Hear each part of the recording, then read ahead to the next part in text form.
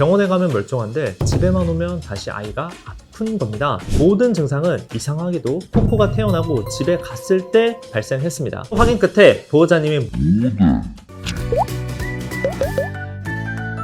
안녕하세요 여러분, 바네입니다. 여러분, 오늘은 한 번쯤 생각해 볼 만한 좋은 기사 내용과 논문이 있어서 공유 목적으로 영상을 만들었습니다. 바로 집에만 돌아가면 아픈 토토 이야기입니다. 2024년 8월 JVS에 관련 내용이 발표되었고 2024년 9월 19일 데일리벳의 기사로도 나와 있는데요. 오늘 영상은 해당 논문과 기사 내용 토대로 저희가 요약 및 편집했습니다. 영상 보시고 꼭 본 기사와 해당 논문도 읽어주세요. 이제 시작합니다. 여러분, 혹시 이런 경험 있으신가요? 병원에 가면 멀쩡한데 집에만 오면 다시 아이가 아픈 겁니다. 오늘 소개한 코코도 그랬는데요. 4살 포메라니안인 코코는 병원에서는 분명 병이 완치되었다고 하는데 집에만 가면 또 아팠습니다. 담당 수의사님, 선생님이 직접 자택으로 데려가 돌봐도 그때는 괜찮다가 집에만 다시 돌아가면 또 아프기 시작했다고 합니다. 좀 이상하지 않나요? 시계를 돌려 24년 5월 코코는 갈색 구토, 설사, 혈색 소뇨, 검은 혀 등의 증상이 있어 지역 병원 내에서 용혈성 빈혈에 대한 진단을 받아 수혈 치료를 받았습니다. 하지만 상태가 호전되지 않고 계속 재발해 결국 서울대 동물병원으로 전원했습니다. 전원 후에도 4개월간 같은 증상이 무려 5번이나 반복되었습니다.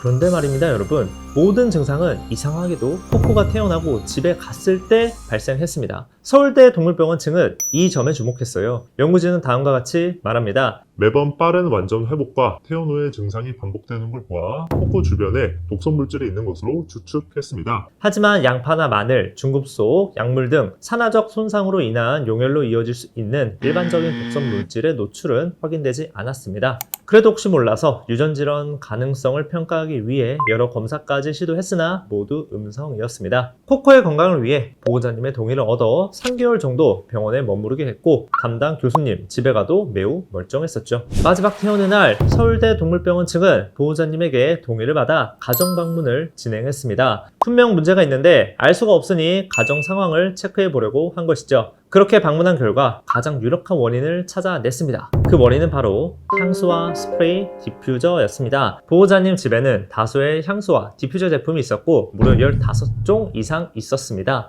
해당 제품의 성분을 보고 서울대 동물병원 측은 즉각 사용 중단을 권고했죠. 이렇게 가정 방문을 끝내고 토토는 5개월 동안 병원 방문을 하지 않았습니다.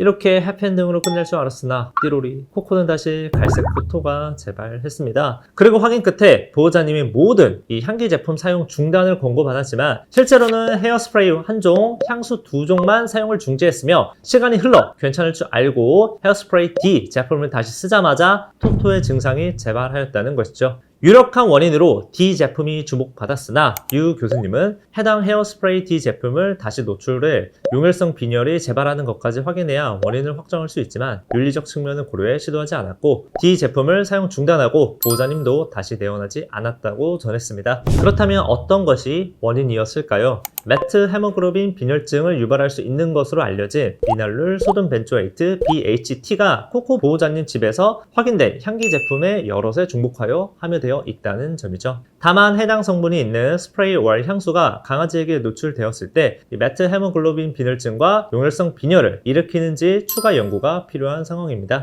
더 자세한 내용은 해당 학술지 내용 참고 부탁드립니다.